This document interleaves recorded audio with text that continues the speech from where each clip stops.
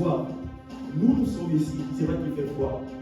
Mais moi, je veux qu'on prenne le temps de bénir le nom du Seigneur pour nos parents spirituels. Ça fait 2 semaines qu'ils sont en déplacement en Afrique. Et tous les jours, ils interviennent. Tous les jours que je le fais, ils interviennent. Là encore, malgré la veille qu'ils ont eu hier, il y avait l'islam. Aujourd'hui encore, il y a le culte. Et ce soir, ils doivent reprendre le vol. C'est pas facile. Amen. Et si nous les aimons, je veux juste que tu prennes 1 minute de ton temps pour dire à Dieu, Seigneur, vois leur cœur, renouveler leur force. Amen.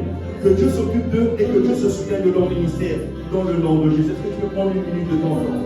Seigneur, nous voulons te confier, Père, devant tes serviteurs, nos parents spirituels, l'apôtre Ivan, maman Maud, Seigneur, l'apôtre Yves, c'est maman Alice, nous voulons te les confier, Père.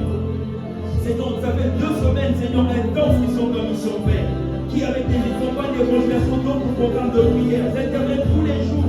Et nous savons que, Père, toi, tu es la source de ce qu'ils disent, de ce qu'ils délivrent comme on dit au travers de ta parole. Et Père, nous te prions de renouveler leur force, Seigneur, encore, et que ta grâce, le flot divin, Seigneur, continue à couler, Seigneur, de leur sein, afin que, Père, à chaque instant qu'ils interviennent, que les paroles ne viennent pas leur manquer, que la vie soit communiquée, que les œuvres des ténèbres soient détruites, Seigneur, au travers de leur vie, Seigneur, et qu'en témoignage monte, Seigneur, à la gloire de ton nom, pour la gloire de Jésus-Christ de Nazareth.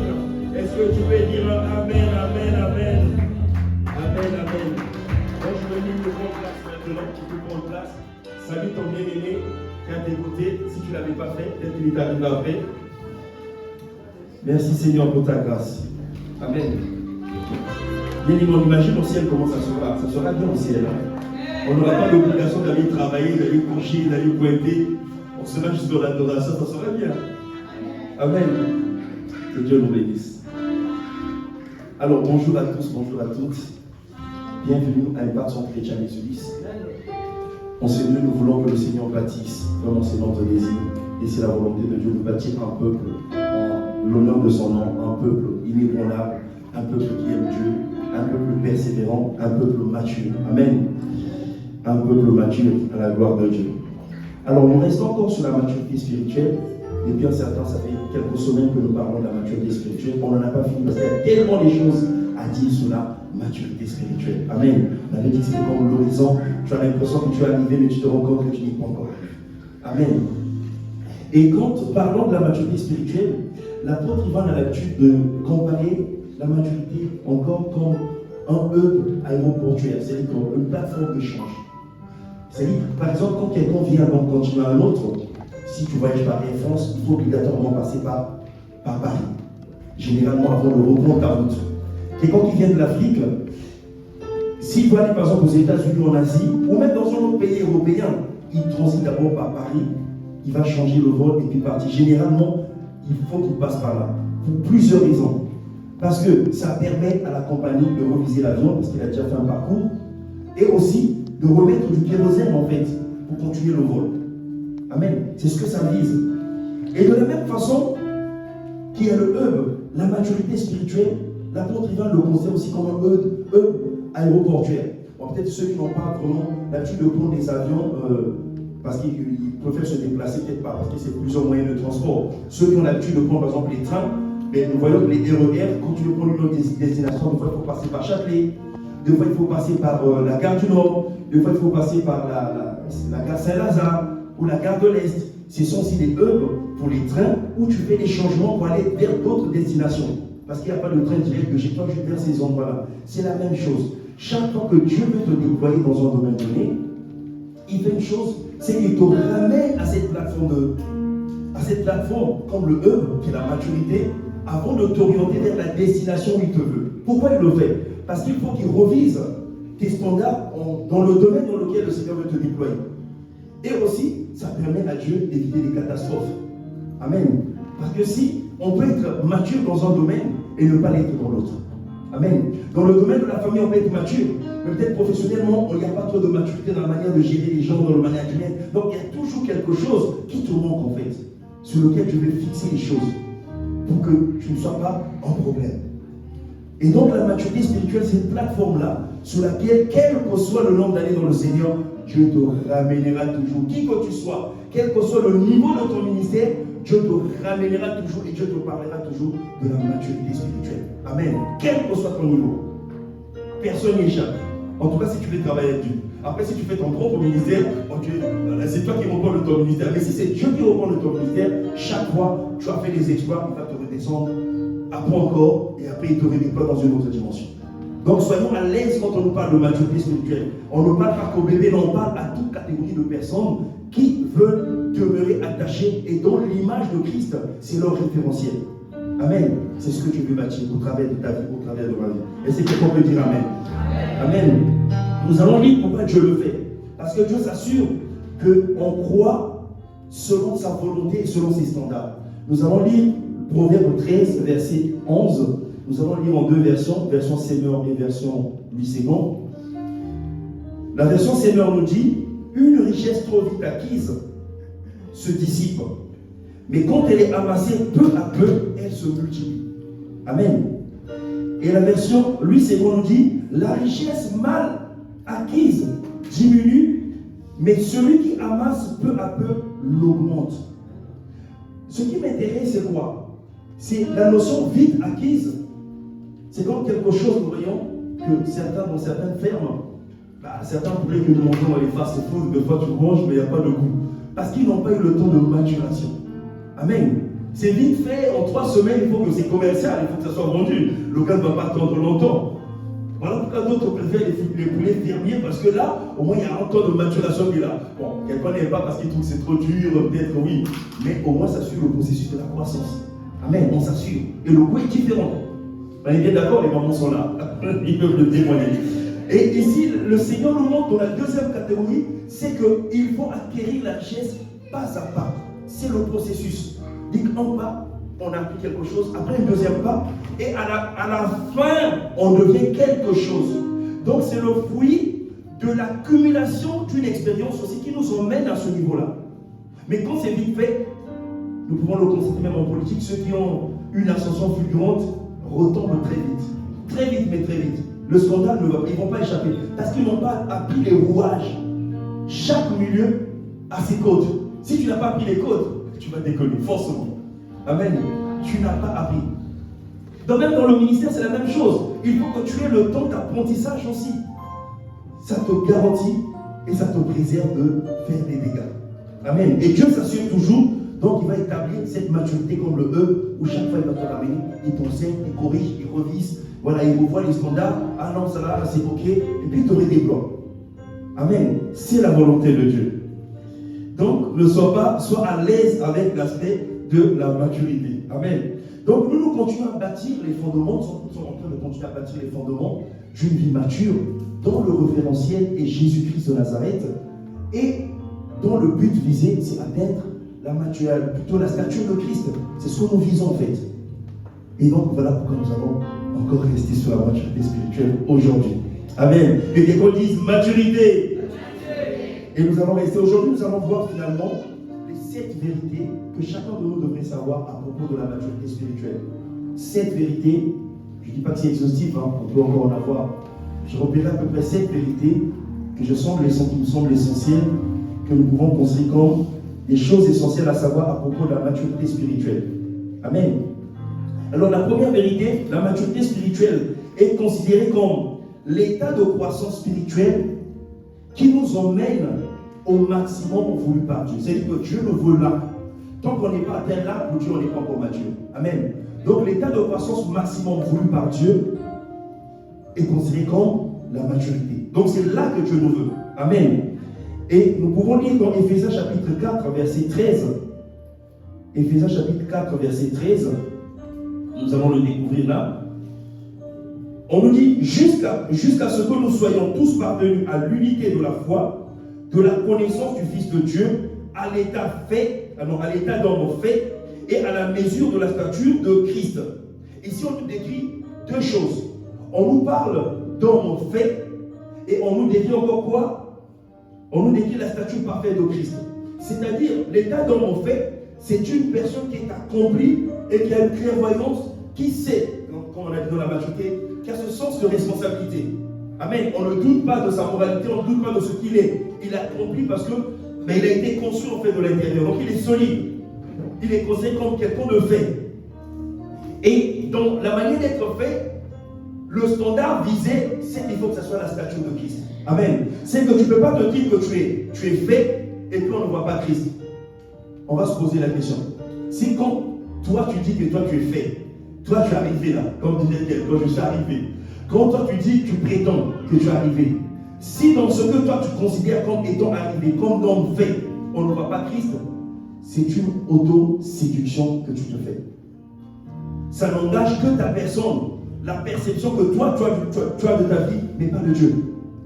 Parce qu'il faut que la maturité, que Christ devienne visible.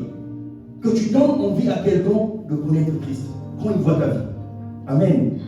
C'est ce que ça vise en fait. Et donc, les deux choses que la maturité vise, homme fait et stature de Christ. Pourquoi? Parce que c'est bien de naître. Tout ce qui naît doit grandir. C'est une loi naturelle. Quand quelque chose naît, il faut que ça grandisse. C'est bien de naître, mais là, ce n'est que le début. C'est bien que le commencement des choses. Est-ce qu'un parent peut accepter que son enfant naisse et puis reste bébé? Non.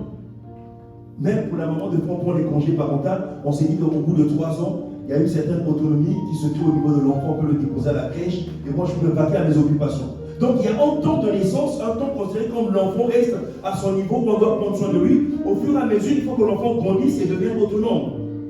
Amen. Donc tout ce qui naît est appelé à croître, à grandir. La naissance n'est qu'une porte d'entrée.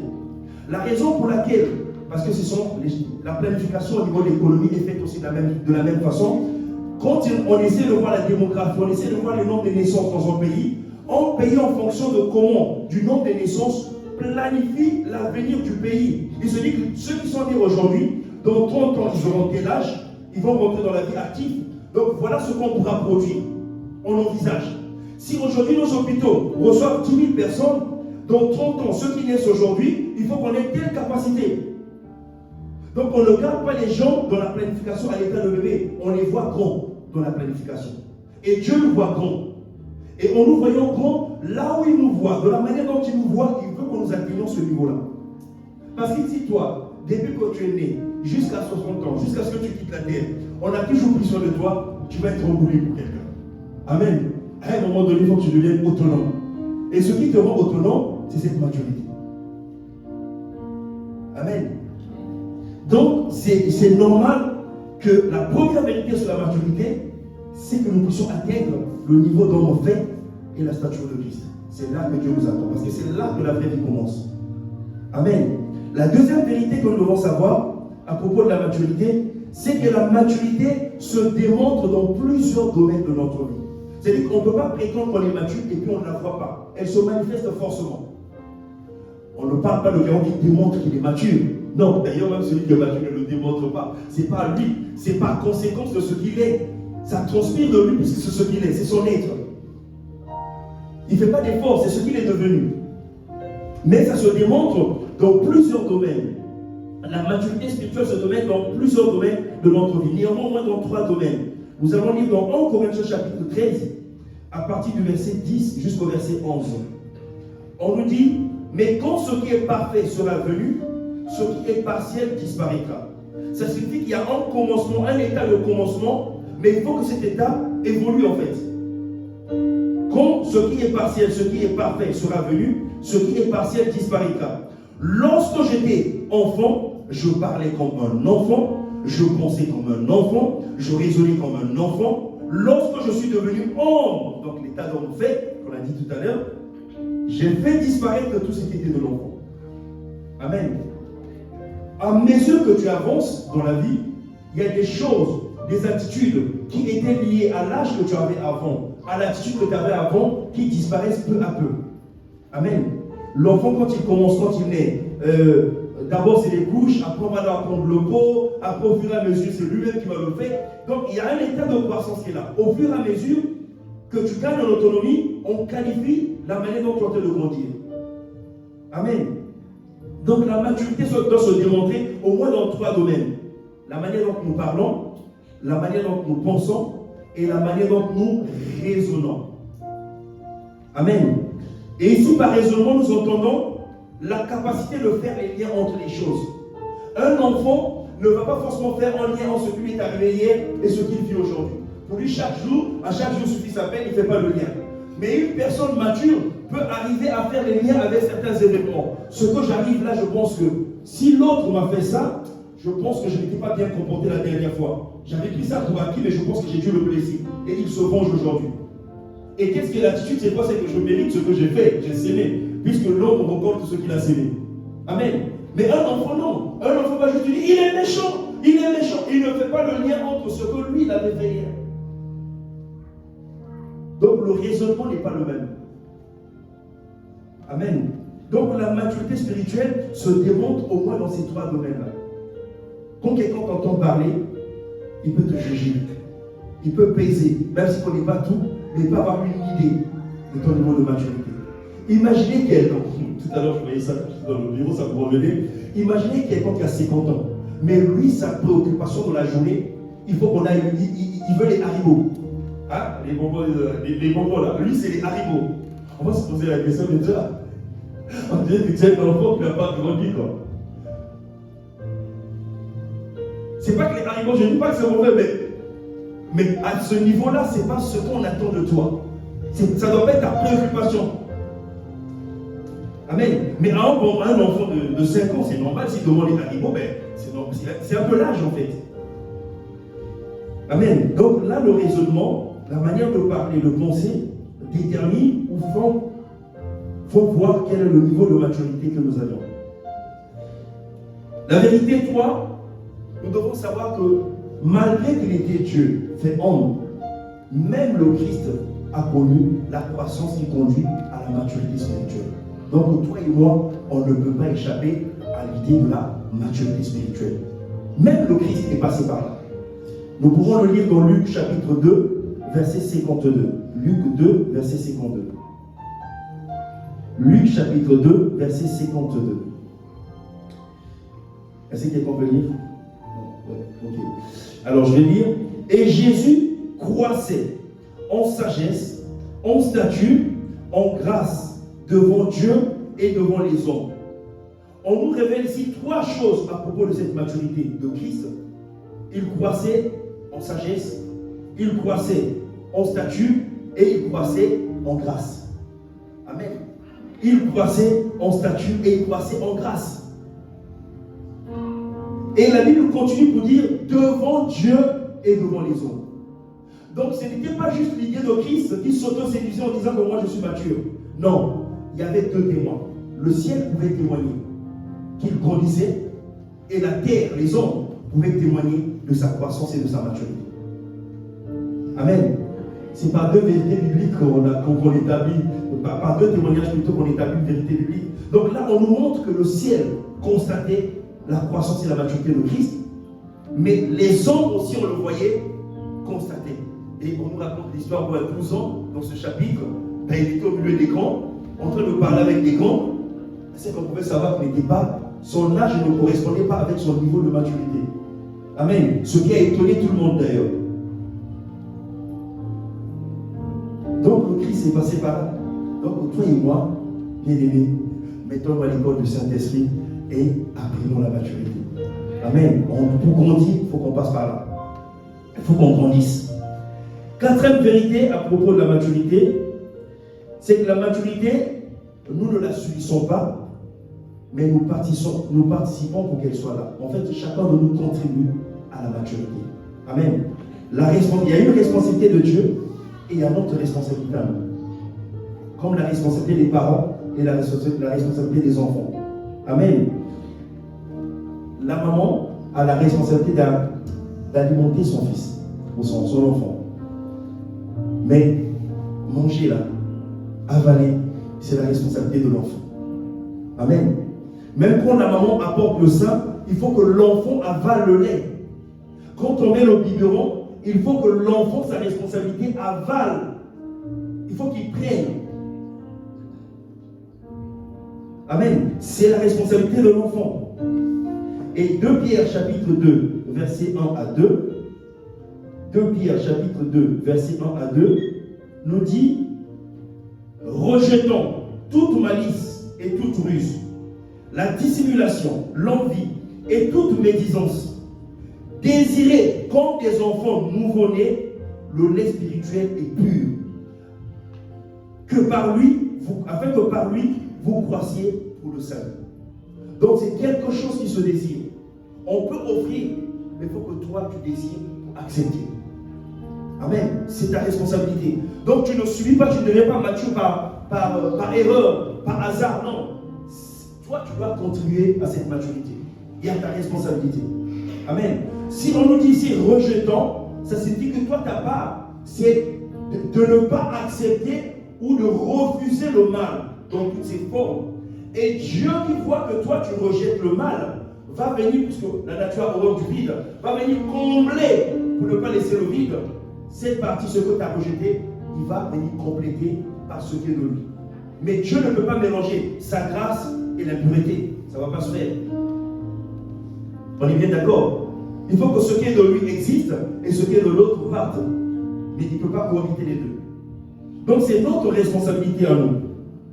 Et nous voyons ici que l'apôtre, quand il dit désirez comme des enfants nouveau-nés, le lait spirituel est pur, afin que par lui vous croissiez pour le salut.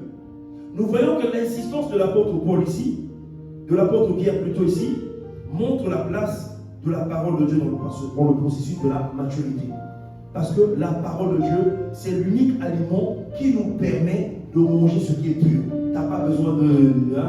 c'est tout le reste, il faut faire attention. Mais la parole, elle peut rentrer, elle va produire la vie en toi. Amen. Et il considère ça comme l'un des aliments purs. Est-ce que vous savez qu'en alimentation, c'est pour cela que l'enfant, quand il naît, on commence par lui bourrer avec tout ce que nous mangeons, nous complétons, parce que nous pensons que nous, il faut qu'il y ait du féculent, il faut qu'il y ait ceci. Ça, c'est bien, mais c'est à un moment donné de la vie. Amen. On ne commence pas avec ça. Le lait suffit pour nourrir l'enfant, nouvellement né. Parce que c'est un aliment qui est complet. Et ici, l'apôtre Paul considère la parole de Dieu comme la nourriture la plus complète pour un enfant qui vient de naître et qui va favoriser sa croissance. Pourquoi on n'a pas donné d'autres aliments? Est-ce qu'on donne du pain directement à l'enfant? Non. Quoi qu'il n'a pas de don. Mais bon, c'est pas ça c'est pas la première des choses qu'on lui donne comme aliment. Amen. Mais le lait, par contre, dès la naissance, est indispensable. Désire le lait pur. Désire ce lait spirituel et pur qui est la parole de Dieu. Après, nous constatons aussi que c'est vrai qu'il y a la part du croyant qui est là, qui doit devenir mature. Il y a aussi quelque part, on peut aussi dire la part du ministère ou du ministère qui apporte cet enseignement-là, qui peut aussi, si on ne fait pas attention, ne pas contribuer à la maturité. Amen. Je m'explique. Généralement, dans beaucoup d'endroits, on privilégie la prédication par rapport à l'enseignement. Pourquoi? La prédication généralement traite d'un sujet du quotidien ou d'un sujet actuel, ou un sujet du moment. Amen. On interpelle, on exhorte, on encourage. C'est par rapport à une situation actuelle. Mais or, l'enseignement met les bases pour que ça te serve aujourd'hui, que ça te serve demain et que ça te serve dans le futur. Amen.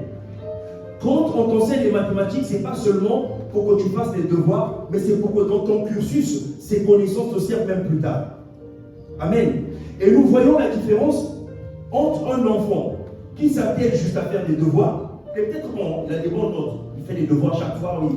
Peut-être qu'il y a contrôle DM, comme c'est ce qu'ils aiment, parce que là tu peux utiliser le cahier, DM. Mais cet enfant-là va connaître une réussite qui sera fragile, pas soutenue. Pourquoi? Parce que lui, il ne répond qu'aux sollicitations du professeur. Mais il ne contribue pas à bâtir des bases pour qu'il aille plus loin dans la vie et dans son enseignement, dans son cursus. Par contre, celui-là qui prend le temps, avant de faire le devoir, de reviser le cours, quels que soient les pièges qu'on mettra dans le devoir, il s'en sortira dans la vie. Amen. Parce qu'il aura compris pas seulement le devoir, mais le sujet ou tous les contours concernant cette problématique. Parce qu'il a maîtrisé le cours. Et c'est ce qu'apporte l'enseignement dans la vie d'un chrétien. Et je constate, et je comprends mieux, pourquoi ICC, on peut prendre un thème et rester 3 mois dessus. Parce qu'on ne peut pas échapper, on ne veut pas oublier quelque chose. On se laisse devant Dieu, on va contourner, retourner le sujet jusqu'à ce que Dieu dise c'est bon. Et vous passez à autre chose. Amen. Et nous voyons que l'apôtre, nos parents spirituels privilégient l'enseignement, il y a toujours une continuité. Partie 1, partie 2, partie. On continue jusqu'à ce que Dieu dise stop. Donc, Dieu voit qu'il a fait tout le tour du sujet, en fait, pour l'instant, et que ce que nous avons sur les bases, on peut continuer. C'est qu'on va y arriver. Amen. Et donc, il y a une continuité qui est faite sur le sujet. Sur le sujet. Et donc, nous privilégions l'enseignement. Amen. Donc, toi qui n'as pas encore écouté la partie 1 où on a parlé de l'immaturité, peut-être qu'aujourd'hui tu ne comprends pas, il est important que tu repars sur notre site et que tu suives de l'immaturité à la maturité, que tu suives la maturité elle-même, et aujourd'hui, que tu vois si cette vérité concernant la maturité. C'est une succession en fait. C'est pour attirer ton attention. Ainsi, toi aussi, tu vas enseigner la maturité à ton frère, à ta soeur. Tu dis, moi j'ai fait 1, j'ai fait 2, j'ai fait 3, j'ai fait 4. Je ne suis pas parvenu comme ça pour être mature. Non, je suis en chemin parce que j'ai pris les rudiments qu'il me faut, traitant du sujet, et je les ai avalés, je les ai assimilés. Aujourd'hui, ça produit ce que ça produit en moi. Amen. Est-ce que tu peux acclamer le Seigneur?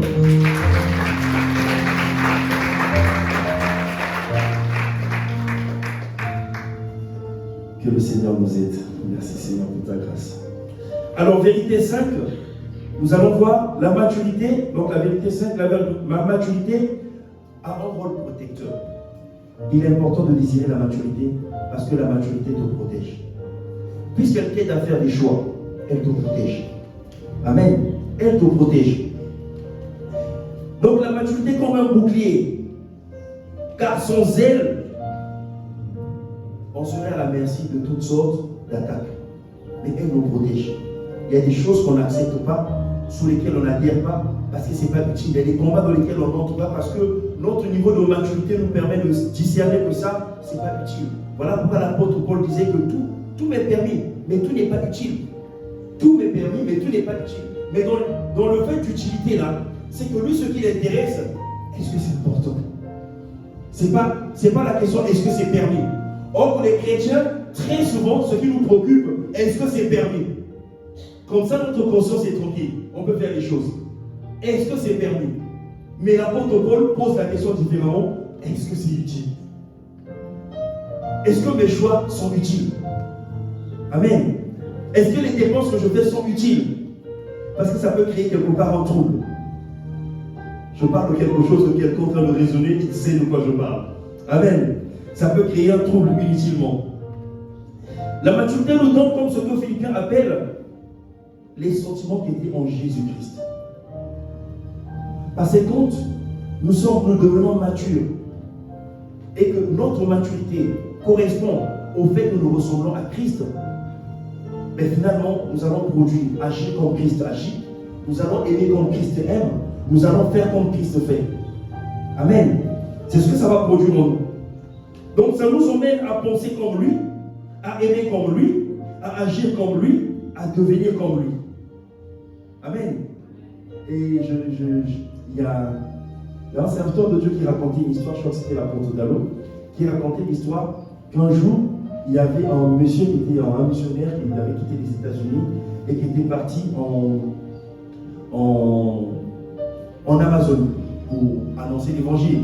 Et arrivé à cet endroit, lui commençait à déployer son plan, comment il va faire, plan d'évangélisation, comment je vais faire.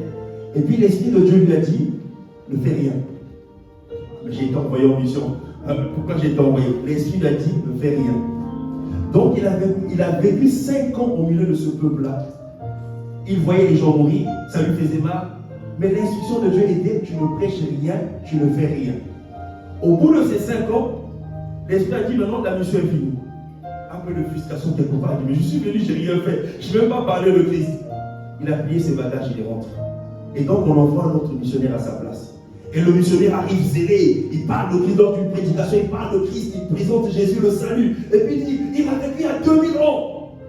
Et puis le peuple, de manière unanime, dit, non, il n'a pas vécu il y a 2000 ans. Et lui constate de pourquoi il bouge. Il dit, apparemment vous ne le connaissez pas vous. Il dit, non, nous on le connaît. Il n'a pas vécu il y a 2000 ans. Il dit, mais pourquoi vous dites ça? Il dit, non, il a vécu parmi nous.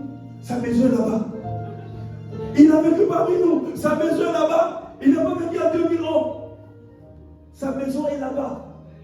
C'est la maison de qui? Du missionnaire qui est rentré. 5 ans, il n'a rien prêché. Même pas Jésus. Parce qu'en lui, on a vu l'image de Christ. Est-ce que quelqu'un reconnaît en toi l'image de Christ?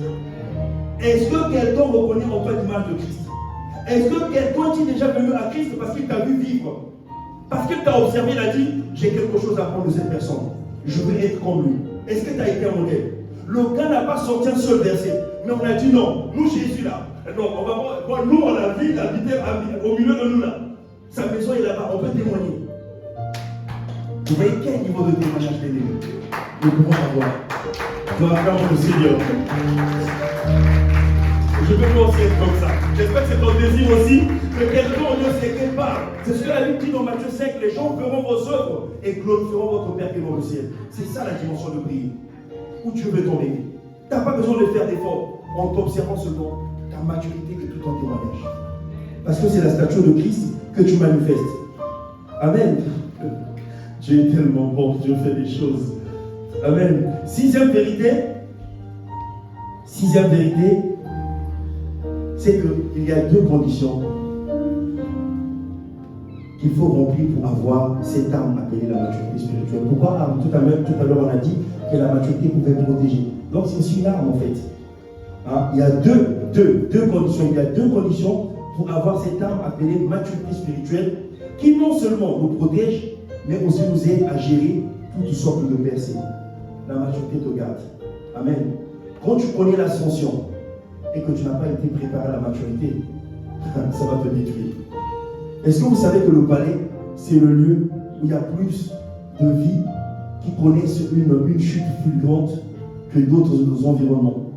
Amen. Parce que quand tu montes, il faut t'assurer que tu as été préparé. Et je pense que l'apôtre qui va nous a enseigné une fois sur ce cas-là. Est-ce que ton cœur a-t-il été préparé pour porter l'élévation que tu recherches? Je paraphrase plus ou moins. Est-ce que tu es prêt? Toi, tu aspires à être une femme d'affaires. Est-ce que ton cœur a été suffisamment enseigné, préparé pour que cette gloire, quand elle arrive, que tu puisses rester humble? Est-ce que il y a des privilèges du pouvoir? Il ne faut pas jouer là. Il y a des privilèges. C'est-à-dire que tu ne fais pas la démarche d'aller vers les choses viennent à toi. C'est-à-dire que tu te lèves, il y a des privilèges qui sont là.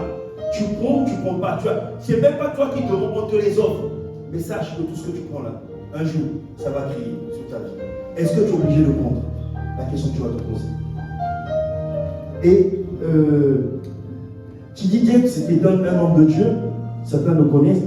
T.D. Jakes. Il dit souvent, Seigneur, ne me conduis pas à un niveau d'élévation où mon cœur n'a pas été préparé, mon cœur n'a pas suivi. Donc il faut que quand tu m'élèves, il faut que tu t'assures, Seigneur, que tu as suffisamment fait du travail pour moi pour que je supporte ce que tu me donnes. Parce que sinon, ça peut te détruire. Ça peut te détruire. Il y a eu des personnes, de foi, chrétiens confirmés, mais il accède à un poste de responsabilité, il devient pire que ceux qui étaient là. Pourquoi? Parce que le cœur n'a pas été préparé, la maturité n'a pas été vraiment bien enracinée et étalée dans sa vie. Amen. Alors, qu'est-ce qu'il faut faire pour être protégé?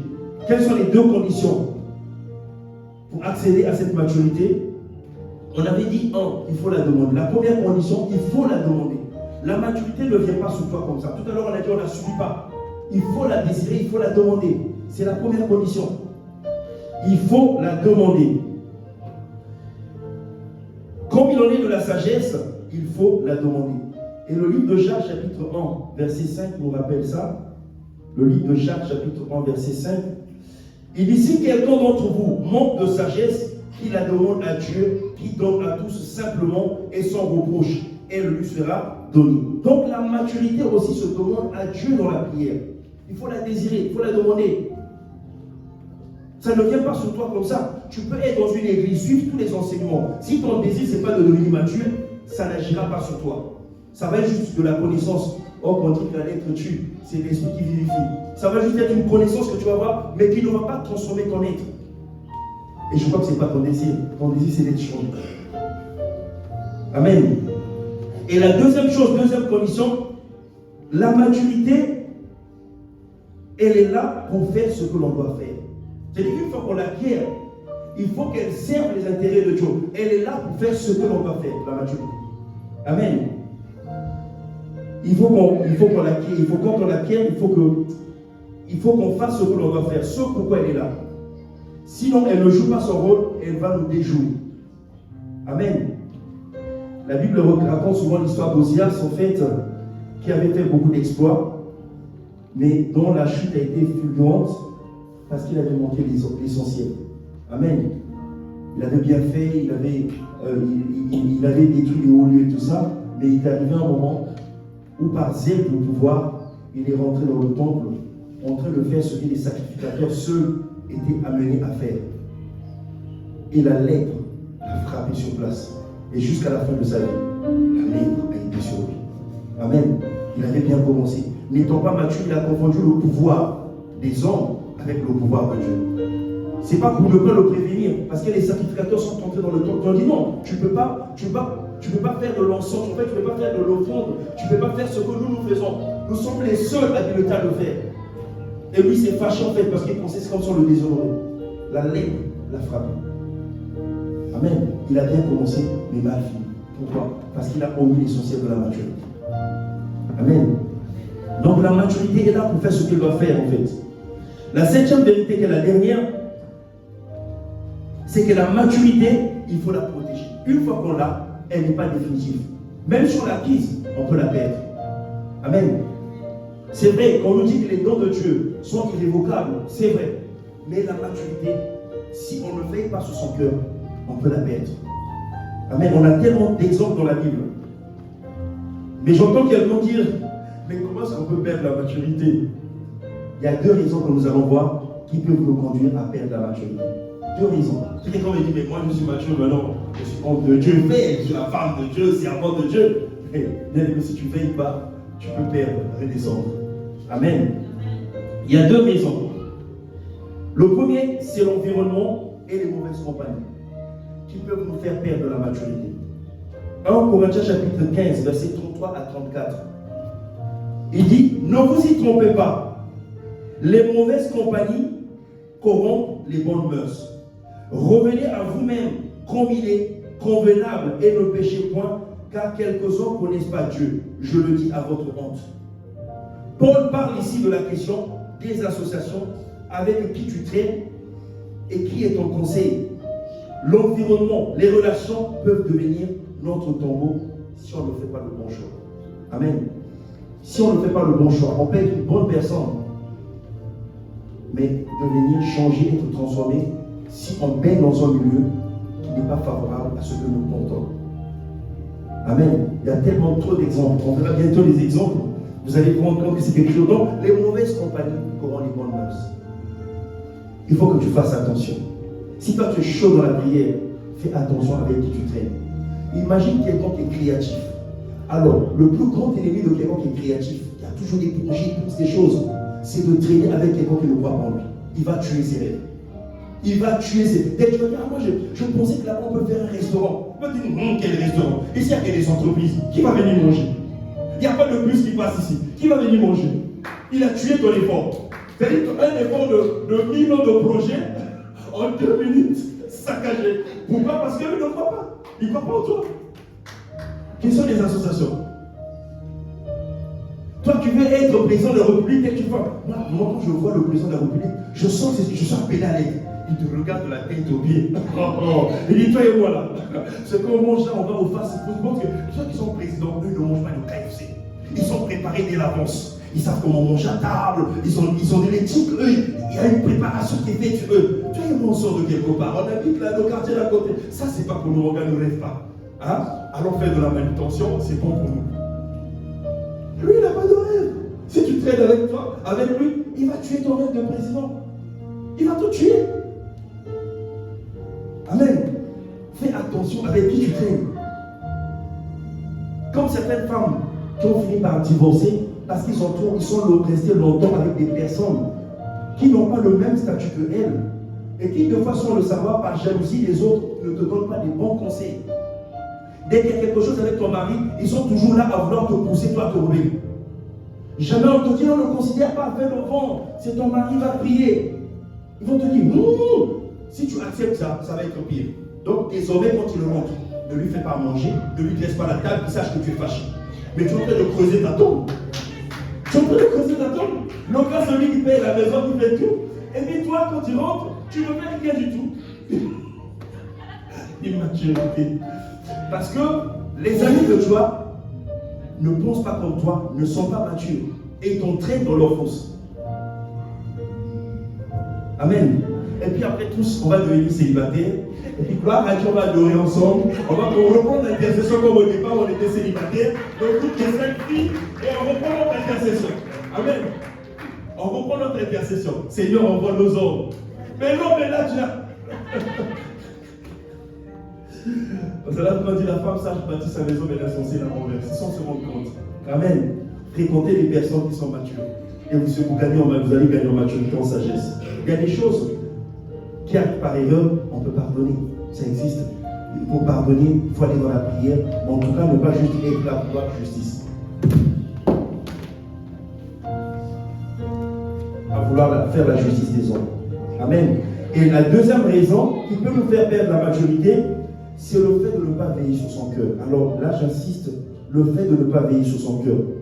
Quelqu'un peut commencer en bonne santé et finir malade parce qu'il n'a pas veillé à ce qu'il mange. Amen. Il a bien commencé, mais il peut finir mal. Parce que son alimentation n'était pas adaptée à sa façon, à sa posture, à ce qu'il devait manger n'était pas adéquat en fait. Alors j'ai envie de demander, de quoi ton âme se nourrit-elle? Amen. Est-ce que nous devenons ce que nous entendons? De quoi ton âme se nourrit-elle? Si tu veux être un champion, il y a un domaine qui t'attend, un couloir dans lequel le Seigneur t'attend, tu as besoin des gens qui te motivent. Amen. Pas des gens qui te plantent. De quoi ton âme se nourrit-elle? Tu as besoin des gens qui croient en toi, pas des gens qui ne croient pas en toi et qui te découragent. Amen. Dans tous les cas, cette alimentation, si elle n'est pas bien choisie, soit elle te fera prendre du poids, soit elle te fera perdre du poids. Symptôme que ça ne convient pas ce que tu manges. Amen. Mais pour garder l'équilibre, il faut avoir cette alimentation qui relève, qui est adéquate par rapport à ta santé. Amen. Et nous voyons ici un exemple, c'est que Jésus n'a pas changé son alimentation. De quand il est né jusqu'à ce qu'il est mort, et il nous a même recommandé la même alimentation. C'était la parole de Dieu. Amen. Et cette alimentation l'a gardé en équilibre devant toutes les tentations que nous avons pu voir, devant toutes les situations. Il n'a pas perdu la tête. Même dans sa gloire, il n'a pas perdu la tête. Parce qu'il avait l'alimentation qu'il lui fallait, qui était la parole de Dieu. Et il nous l'a recommandé. Car cela a permis à Christ de garder son cœur. La parole de Dieu ne peut jamais te dire de te venger le cœur. Ça, ce n'est pas la parole de Dieu. Amen. Elle ne peut jamais te pousser de te venger de quelqu'un. Jamais. Ce n'est pas la parole de Dieu. Donc, elle garde ton cœur, en fait. Amen. Elle garde ton cœur. Nous allons terminer par ça. Nous allons voir le cas de Salomon. Nous allons examiner le cas de quelqu'un. Salomon. Qui a bien commencé, mais qui a mal fini. Amen. L'importance de garder son cœur. Donc nous allons lire dans 1 Roi, chapitre 11, verset 1 à 9. Peut-être qu'on ne lira pas tout. On va un peu surfer. 1 Roi, chapitre 11, verset 1 à 9. Qui pousse le temps? Qui pousse le temps? Donc on nous dit, le roi Salomon aima beaucoup de femmes étrangères. Outre la fille de Pharaon, des Moabites, des Ammonites, des Edomites, des Sidoniennes, des Essiennes, Salomon, appartenant aux nations dont l'Éternel avait dit aux enfants d'Israël, vous n'irez point chez elles et elles ne viendront pas chez vous. Elles tourneraient certainement vos cœurs du côté de leur Dieu. Ce fut à ces nations que s'attacha Salomon. Salomon, t'as cherché toutes les femmes, c'est souvent là-bas tu t'as dit.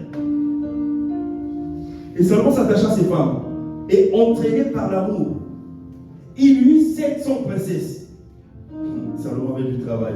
Il a eu 700 princesses pour femmes et 300 concubines.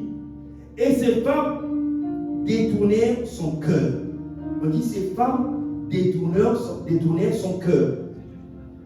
4. À l'époque de la vieillesse de Salomon, ces femmes inclinèrent son cœur vers d'autres dieux et son cœur ne fut point tout entier à l'Éternel, son Dieu, comme l'avait été le cœur de David, son père. Salomon alla après Astarté, ce sont des divinités. Astarté, divinité des Sidoniens, et après Milcom, l'abomination des Ammonites. Salomon fit ce qui est mal aux yeux de Dieu, et il ne le suivit point pleinement, comme David, son père. Alors Salomon bâtit sur la montagne qui est en face de Jérusalem un haut lieu pour Kémosh, l'abomination des Moab, et pour Moloch, l'abomination des fils d'Ammon. Il fit ainsi toutes les femmes. Il fit ainsi pour toutes les femmes étrangères qui offraient des parfums et des sacrifices à leur Dieu. Donc chaque femme a son Dieu. Donc les 700 femmes, peut-être que chaque femme avait son Dieu. Donc lui qui avait un seul Dieu, c'est le plein de 700 dieux. Quelle corruption. Et ainsi il fit pour toutes les femmes qui offraient des parfums et des sacrifices à leur Dieu. L'Éternel fut irrité contre Salomon parce qu'il avait détourné son cœur de l'Éternel, le Dieu d'Israël, qui lui était apparu 2 fois. Il avait eu égard, il avait à cet égard défendu d'aller d'après les dieux, d'autres dieux, mais Salomon n'observa point les ordres de l'Éternel. Que quelqu'un dise, hé Salomon. Non, tu ne dis pas bien, hé Salomon. D'après vous, qu'est-ce qui a perdu Salomon dans sa démarche? Qu'est-ce qui a perdu Salomon? Son cœur. Son cœur l'a joué des tours, il n'a pas veillé. Et quand j'essaie d'examiner, pendant que je préparais souvent, quand j'essaie d'examiner, il y a très peu de fois où on cite Salomon avec les gens qui servent dans le temple. Or, David, chaque fois, on lui disait, le prophète est venu le voir. On lui parlait, on te dit, le prophète Nathan est venu le recadrer, est venu le voir. On te parle, les Lévites sont venus. Il était toujours en relation avec ceux qui servent Dieu. Or, Salomon, quand on le cite, on parle beaucoup plus de ses exploits que de l'aspect spirituel de Salomon. Il s'est basé sur sa compétence, sur ce qu'il a reçu comme grâce, mais la relation avec Dieu n'était pas sa priorité. Ça fait qu'il s'est livré au plaisir, et il le dit même dans Ecclésiaste, que tout est bon. Pourquoi? Parce qu'il a goûté à tout. Il a touché tout. Il a fait tout. Pour venir conclure. C'est vrai qu'il nous a laissé les textes, c'est bien qu'il ait conclu. Mais il y a des choses, il n'avait pas besoin de goûter. Comme un frère à qui on demandait de faire le choix du mariage, de faire le choix du conjoint, ce frère a dit, oh, mais dans le jardin d'Éden, il y avait plusieurs animaux. Il fallait que Adam puisse les nommer. Il faut qu'il nomme la lion, il fallait qu'il puisse les nommer. Donc, pour lui, qu'est-ce qu'il sous-entendait? Il lui fallait des expériences avec plusieurs femmes pour s'assurer qui était fait pour elle. Il dit, frère, ça va te tuer. Ça va te tuer? Ça va. Donc, lui, il dit que même Adam dans le jardin, c'est lui qui nommait. Donc, toi, Dieu t'a décidé, c'est toi qui as nommé toutes les femmes. Quelle corruption! Ça va te détruire. Parce que ton cœur, si tu ne le gardes pas, il va te détruire. Il faut veiller. Donc la maturité a besoin d'être protégée. On ne l'emmène pas n'importe où, on ne l'expose pas n'importe quoi, parce qu'on peut la perdre. Il faut veiller. Il faut veiller. Et ce qui a perdu Salomon, c'est parce qu'il n'a pas voulu s'exposer, il n'a pas voulu exposer ses vices cachés à Dieu. Il n'a pas pratiqué ce que j'appelais le sang de moi que pratiquait David, dans le psaume 139, verset 23. Il disait toujours, Seigneur, sonde mon cœur, connais mes reins. Je peux me tromper, sonde moi. Lui, ce n'était pas son problème. Lui, il voulait faire comme le frère, nommer les femmes, les Ammonites, lui, nommer les femmes. Amen. Il n'avait pas le temps pour Dieu. Et il n'a pas pratiqué, deuxièmement, le cri de David, ce que j'appelle le cri de David, qu'il fait dans le psaume 51, verset 10. Il dit, Seigneur, crée en moi un cœur pur. Renouvelle en moi un esprit indisposé. Pourquoi faire? Pour que je reste attaché à toi. Pour que je ne me détruise pas, en fait. Il n'a pas pratiqué le cri. Il n'a pas demandé l'aide de Dieu de le sonder. Il a vécu sa vie. Amen. Il a vécu sa vie. Et je comprends mieux pourquoi nos parents spirituels sont très intransigeants et très sélectifs dans ce qui concerne la question des associations. Pour ne pas traîner avec n'importe qui. Ils sont très sélectifs, nos parents spirituels. On voyait l'apôtre Ivan, l'apôtre Yves. Si vous voyez quelqu'un qui vient à ICC et qui le plébiscite, c'est qu'ils ont checké, ils ont vérifié que là, il n'y a pas de fausseté dedans. Ils se protègent en fait. Ils se protègent. Tout n'est pas le bien commencé, on peut mal finir. Amen. Et ils ont des principes auxquels ils sont intransigeants.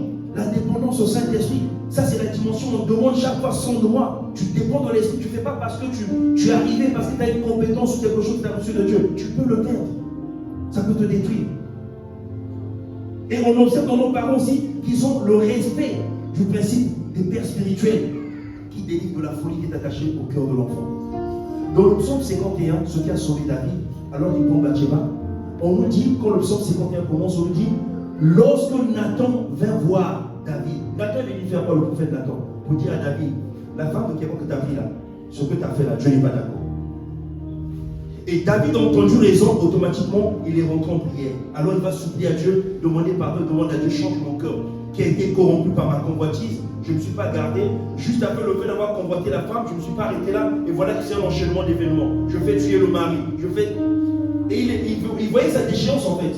Il s'est repris. Parce qu'un père est venu le recadrer. Pourquoi tu ne veux pas qu'on te recadre? Tu cours à ta perte. Tu es quel enfant? Amen. Tu es quel enfant? Ça délivre, bien aimé, d'avoir des pères. Est-ce que vous pouvez acclamer le Seigneur pour nos parents spirituels? De ceux qui sont là, des gens qui nous reprennent. On ne sait pas comment on les délivre en fait. Là, à l'instant, va goûter. Mais c'est salutaire, bien aimé, d'avoir des personnes qui sont là pour te recadrer ou te conseiller. Amen. Ainsi, si ces vérités-là sont ancrées en toi, la maturité ne sera qu'une conséquence, sans aucun effort. Il faut que tu aies ces vérités en toi, que tu les établisses en ta vie. Et tu verras que la maturité sera quelque chose qui va se manifester. Ainsi, comme les gens de l'Amazonie, les aborigènes, on pourra dire que tu as vécu à côté d'eux. Amen. On pourra témoigner que toi aussi, tu étais le voisin d'à côté. Hein? Tu étais le voisin d'à côté. Nous allons nous lever pour prier. Merci Seigneur pour ta grâce. Est-ce que tu peux acclamer la parole de Dieu? Merci Seigneur pour ta sagesse. Merci pour ta bonté. Merci pour ton amour Seigneur. Bien-aimé, commence à te demander, Seigneur, pose-toi la question, Seigneur. Pose-toi la question, dis à Dieu, le béni peut sonder. Dis, Seigneur, est-ce que vraiment, quand tu le penses, est-ce que je suis mature?